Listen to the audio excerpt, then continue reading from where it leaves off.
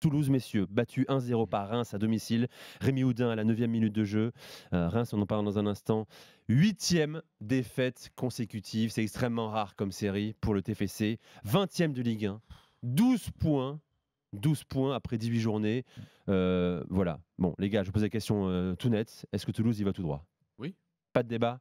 Bah, il faudrait un sursaut d'orgueil vraiment Pour des incroyable séries de 4-5 victoires. en seconde partie de saison pour. Mais quand tu vois en fait la spirale qui est négative, quand tu vois les joueurs qui ont l'air d'avoir totalement la tête sous l'eau, quand tu vois l'entraîneur qui est totalement perdu et quand tu vois que la direction est apathique, amorphe, Absente. ne fait rien, absente, ne fait rien pour aider le club à s'en sortir, tu te dis que aucune des conditions n'est réunie pour que Toulouse se sauve. Alors il faut jamais dire jamais parce qu'on a un championnat un petit peu fou. Mathématiquement, ils sont pas non plus encore totalement largués.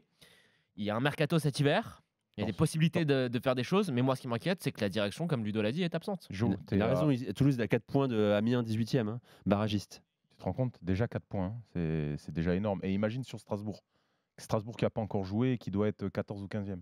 15e, ils sont à 9 points de Strasbourg. Voilà. 15e. Imagine si Strasbourg gagne. Ça va se jouer à 5. Hein. Dijon, Metz, Amiens, Nîmes, Toulouse. Tu es déjà quasiment à 10 points à la trêve du 15e. Ça se complique, hein. Mais il faut proposer autre chose.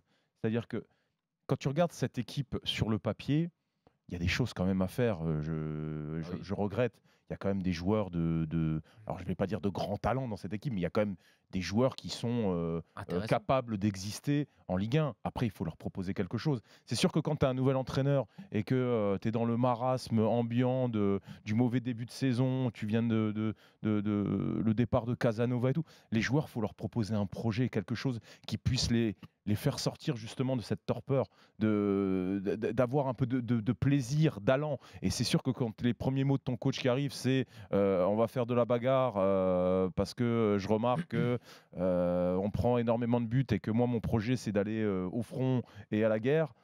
Ben, je ne sais pas si tes joueurs, tu arrives à les embarquer avec Ludo, toi simplement avec cette. C'est que ça. Attends, C'est rappelons-nous que ça Camboire, vraiment. C'est que ça. Non, Même ça, il y a premier pas. match. Même ça, il y a pas. Non, mais rappelons-nous le premier match. Sa tu prends première plus de composition d'équipe. Il jouait, il avait sorti un 4-4-2 qui était Mais assez tu joues avec intéressant. deux devant et c'était intéressant. Mais ça n'a jamais duré. Mais le problème, c'est qu'il n'a pas duré. Alors, quand Ludo a raison sur une chose, c'est que quand tu regardes la composition de l'effectif, il y a quand même des joueurs qui peuvent faire mieux.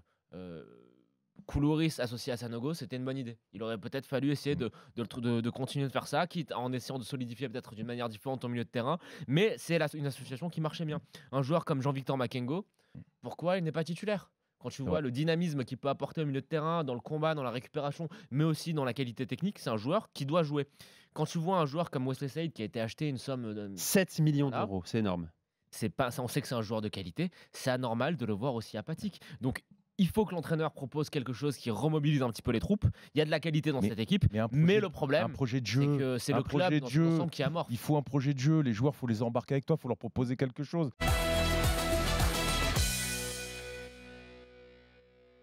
Marseille donc, tenu en échec. Pas forcément la bonne expression d'ailleurs. Marseille a égalisé, a arraché un point à Metz. Je rappelle le déroulé de ce match. Open Gate ouvre le score à la 40e minute. Penalty également dans la foulée pour Metz. Arrêté par Yohan Pelé. L'Albatros qui remplace. Ah bah là on a vu l'envergure de l'Albatros qui a remplacé Steve Mandanda sorti sur blessure. Pour l'instant on n'a pas eu tout d'infos sur la gravité de la blessure. On va voir combien de temps ça peut durer pour lui. Les amis du Fossin, et puis il a fallu encore une fois the super sub. Le Serbe, super Serbe, pas mal, t'as vu? Pas mal. Le super Serbe. Nemanja Radonjic à la 70e minute. Je suis hyper fier de ce que je viens de faire. Ouais, mais c'est pas vraiment le 4e but en 4 matchs. Moi, je mettrais l'égalisation, pas sûr, on va en parler, mais c'est pas Radonjic que j'ai envie de mettre. Ah non, je te dis juste que lui, il est rentré dans... Et encore une fois, il a marqué, encore une fois décisif. Encore une fois, il est rentré et il marque. Marseille s'en sort bien. Tu vas mettre qui en avant? Celui que t'as crépi Non, Villas-Boas. Ah, d'accord. Bah, moi, je trouve qu'il est plus à... Alors, il a eu un bon coaching à l'heure de jeu. C'est ça, ouais. Voilà, mais son entame de match, sa composition de départ, elle est discutable. Alors, moi, si je mets Villas-Boas, c'est parce qu'il rectifie le tir quand il sort Strootman, il fait rentrer Germain et il passe en 4-4-2. L'égalisation arrive quasiment directement après ce changement tactique de Villas-Boas. Après, là où Ludo, je te rejoins, c'est que j'ai pas compris sa composition d'équipe. Alors, je peux comprendre qu'il veuille relancer Strootman pour le maintenir un petit peu concerné, mais les succès récents de l'OM, c'est avec Bouba Kamara devant la défense. Il y avait des automatismes qui commençaient à se créer avec Tchaleta Tsar derrière, que je trouvais, il montait en puissance, il a besoin de jouer, c'est un jeune. Et tu le sais que quand tu es le binôme de la défense centrale, c'est important d'enchaîner les matchs. Exactement. Et après, il y a deux choses que je voudrais mettre en avant dans ce match-là, c'est qu'il y a des joueurs qui, voilà, s'étaient un petit peu remis la tête à l'endroit récemment, mais qui, je pense, voilà, je sais pas si c'est physique ou si c'est retour dans les travers, mais je pense à Amavi et Bounassar et Jordan Amavi qui n'ont pas fait un très bon match. Et surtout, les deux éléments moteurs de l'OM de cette série fabuleuse, de cette victoire, Dimitri Payet, Valentin Rongier, je les ai trouvés un ton en dessous cet après-midi. Alors juste pour conclure, moi ce que j'ai trouvé sur ce match-là, c'est qu'en première mi-temps, Marseille en fait l'a peut-être pris un petit peu trop facile, tu vois, un petit peu trop détendu, un petit peu trop avec un peu trop de confiance. Les Marseillais, pour beaucoup, même ici dans l'after, c'était acté. Marseille finirait avec 6 points à Metz et à Nîmes. Et je pense qu'ils l'ont pris un petit peu trop détendu. Et c'est une équipe qui a besoin d'être à 100%, de faire les efforts parce qu'elle n'a pas non plus beaucoup de marge, tu vois, par rapport aux autres équipes de Ligue 1. Elle a besoin d'être totalement concernée. Et là, ils l'ont payé assez cash en première mi-temps. Et ça se traduit par quoi? Par un but que tu encaisses qui, à mon sens, est évitable, et par une blessure de Steve Mandanda qui est consécutive à un espèce de cafouillage qui, voilà, si les joueurs ils sont concentrés, il n'y a pas ce cafouillage. Frédéric, supporter de l'OM au 32-16. Bonsoir et bienvenue dans l'after, Frédéric. Salut à toute l'équipe. Salut Frédéric. Bon, comment tu vois, toi, comment tu analyses ce point du match nul? C'est plutôt bien payé ou tu restes déçu de la prestation et du résultat, surtout des Marseillais à Metz? Non, alors moi déjà, je trouve qu'il y a énormément de choses à dire sur ce match. Oui. Match qui s'est joué en plusieurs étapes. Alors il y a la première mi-temps où on est catastrophique, on a joué un rythme à 2 à l'heure, il n'y avait pas de rythme justement. Ce qui a permis à Metz d'avoir très peu d'occasions quand même, parce que je vous entends et je vous trouve quand même sévère avec Marseille, en disant que c'est un point arraché, etc. Quand je vois quand même les statistiques, 70% de possession pour Marseille. Frédéric, tu dois perdre 2-0. Tu dois être mené 2-0 en tout cas. Alors on va y revenir, puisque tu parles du 2-0.